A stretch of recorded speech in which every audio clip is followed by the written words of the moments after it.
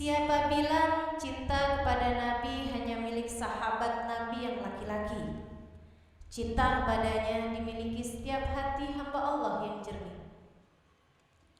Kebeningan hati membuat pemiliknya tahu siapa yang harus dicinta di atas muka bumi ini. Hati yang indah berhias iman memahami makna sabda Nabi Muhammad, la yu'minu ahadukum hatta yakuna Allah wa rasuluhu ahabbu ilaihi mimma siwahuma. Tidaklah sempurna iman seseorang sampai ia lebih mencintai Allah dan Rasulnya daripada selain keduanya. Bahkan jika cinta tersebut berbanding cinta kepada pasangan, bahkan jika cinta tersebut berbanding cinta kepada orang tua, anak, ataupun sesiapa, seperti yang terjadi kepada seorang perempuan dari kabilah Bani Najjar ini. Kabar bahwa pasukan Islam terkalahkan di medan perang Uhud benar-benar menggelisahkan hatinya. Tak mampu ditelannya makanan meski perutnya telah meronta karena lapar. Tak sanggup dipejamkannya mata 1 jam pun sejak kabar duka tersebut ia dengar. Saudaranya, ayahnya, suaminya, dan anaknya telah turut serta ambil bagian dalam perang tersebut. Mereka dengan semangat berangkat ke medan perang Uhud guna berjihad membela agama Allah. Namun bukan karena keberangkatan mereka semua ia bermuram durja, sebab ia bahkan telah menguatkan hati sejak melepas mereka di pintu rumah pagi tadi. Yang ia khawatirkan adalah Nabi Muhammad. Adakah Rasul kekasih Allah itu selamat? Adakah manusia agung pembawa risalah langit itu masih ada di atas muka bumi ini? Adakah penyampai wahyu Tuhan yang penuh kasih sayang itu masih dapat ia tatap wajahnya? Masih dapat ia dengar suaranya? Wanita itu hanya bisa mondar-mandir dengan gelisah hatinya, muram durja jiwanya. Mendung dan sendu wajahnya benar-benar tak dapat disembunyikan. Sesekali diusapnya air mata yang begitu murah mengalir dari kedua matanya setiap kali bayangan hal buruk terjadi kepada Nabi Muhammad. Ya Allah, sungguh tak mampu kubayangkan hidup di dunia ini tanpanya. Bisiknya lirih berdoa. Ia masih dalam kegelisahan ketika kegaduhan ia dengar dari luar rumah.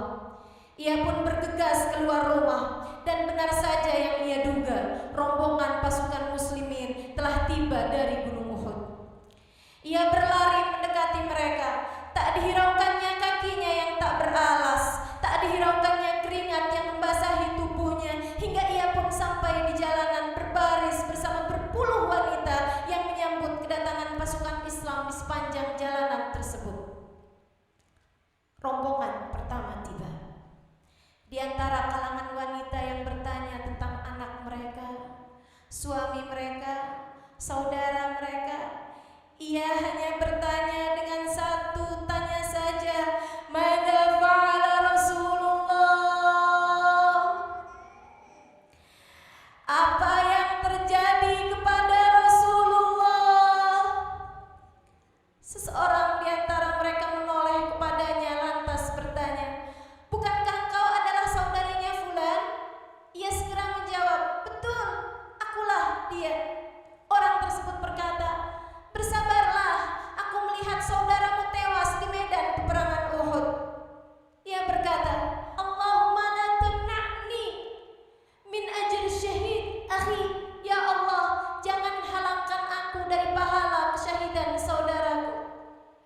Walakin kaifa fa'ala Rasulullah? Tapi bagaimanakah keadaan Rasulullah? Orang tersebut telah berpaling dan memberi kabar duka kepada perempuan-perempuan yang lain. Wanita dari Bani Najjar ini masih terus mencari tahu kabar Nabi Muhammad dan menanti kedatangan rombongan berikutnya. Hingga kala mereka tiba setengah berlari ia menuju ke arah mereka. Ia kemudian kembali bertanya, "Ya Nas, mada fa'ala Rasulullah?" Wahai kalian semua, bagaimanakah keadaannya Rasulullah? Seseorang di antara mereka menoleh dan berkata, "Bukankah engkau adalah ibu dari Fulan bin Fulan?" Ia bilang, "Betul, akulah dia. Bu, anakmu telah meninggal dunia di medan peperangan syahid, di medan peperangan Uhud, sebagai seorang syahid." Ia pun menjawab, "Ya Allah, karuniakan aku pahala kesyahidan anakku. Jangan halangkan aku darinya." Tapi bagaimanakah keadaan Rasulullah? Pasukan kembali berdatangan. Ia pun kemudian menuju rombongan yang berikutnya. Ia bertanya kepada mereka dengan berlari, "Wahai sekalian, dari kalian bagaimanakah keadaan Rasulullah?" Seseorang di antara mereka menoleh kemudian berkata, "Bu, bukankah engkau adalah anaknya Fulan bin Fulan? Aku lihat ayahmu telah meninggal di medan peperangan Uhud." Ia berkata, "Inna lillahi wa inna ilaihi raji'un. Surga untukmu wahai ayahku. Akan tetapi bagaimanakah keadaan Rasulullah?"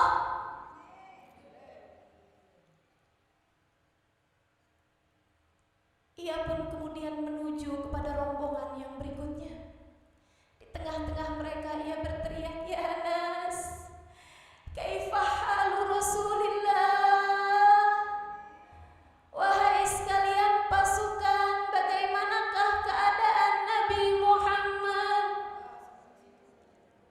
Adakah sesuatu yang buruk terjadi kepada Nabi Muhammad? Seorang di antara mereka mengenalinya dan bertanya, "Bu, suamimu telah meninggal di medan peperangan Uhud." Ia kemudian berkata, "Inna lillahi wa inna ilaihi raji'un.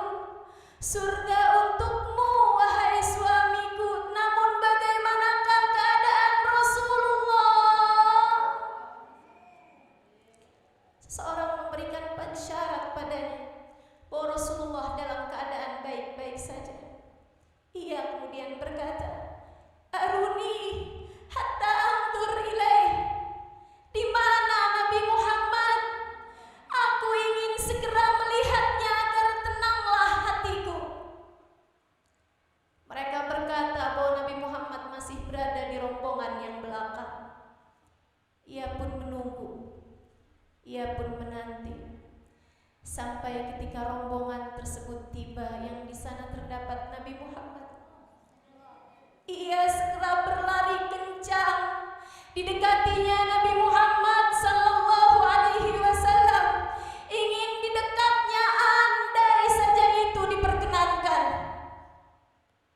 Akan tetapi karena ia tahu bahwa Nabi Muhammad tak akan pernah merestui, ia hanya berani untuk memegang surban Nabi Muhammad sallallahu alaihi wasallam. Ia pegang ujung surban Nabi, kemudian berkata dengan suara gemetar, "Ya Rasulullah, inna akhi mat, wa zawji mat, wa walidi mat, wa auladi matu, walakin kulla musibah dunaka jalal ya Rasulullah." Wahai Rasul, ketahuilah, di medan peperangan Uhud ini saudaraku telah meninggal dunia, ayahku telah meninggal dunia, suamiku telah meninggal dunia, dan anakku semuanya telah meninggal dunia. Akan tetapi engkau harus tahu, semua musibah selagi engkau dalam keadaan baik-baik saja, semuanya kecil di hadapan mataku wahai Rasulullah. Semua musibah selagi engkau dalam keadaan baik-baik saja, semuanya kecil di hadapan mataku wahai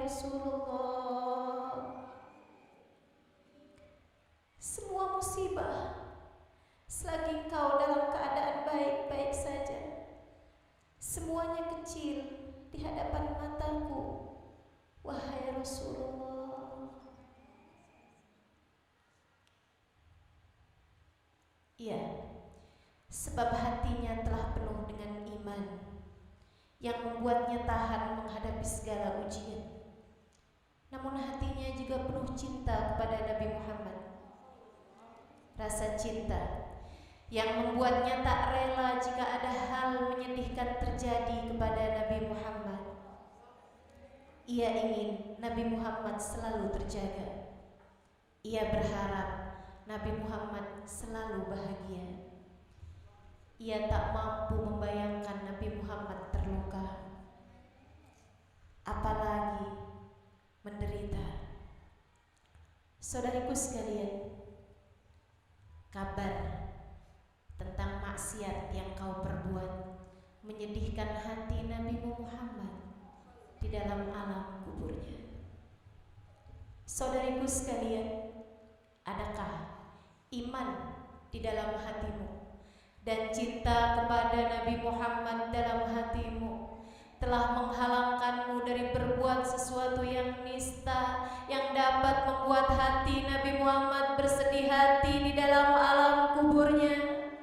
Tidakkah engkau mendengar sabdanya yang berkata, hayati khairul lakum wa mamati khairul lakum. Hidupku baik bagi kalian dan mati aku pun baik buat kalian. Sahabat bertanya, hidupmu baik untuk kami ya Rasulullah, namun bagaimanakah mati engkau pun baik bagi kami? Uridat alayya amalukum wa ana fi gabri. Amal kalian, perbuatan kalian umatku diajukan kepadaku sedangkan aku dalam kuburku.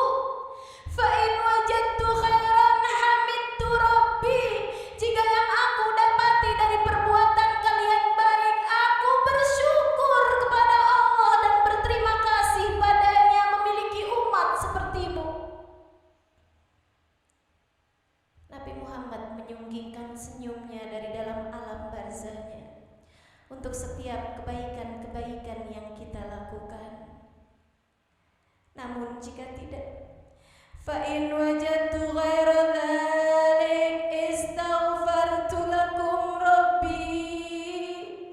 Jika aku dapati kalian berbuat dosa, jika aku dapati kalian mendekat kepada maksiat, jika aku dapati kalian durhaka, sedih hatiku, dan aku berharap agar Allah mengampuni dosa-dosa kalian. Saudariku sekalian, pikirkan berapa banyak kebahagiaan telah kau haturkan kepada Nabi Muhammad. Berapa banyak senyum mengembang dari alam barzahnya terhadap segala kebaikan yang kau lakukan. Berbuatlah selagi kesempatan masih dibentangkan, hingga kelak di hari akhirat Nabi Muhammad bersiap menunggumu di bawah bendera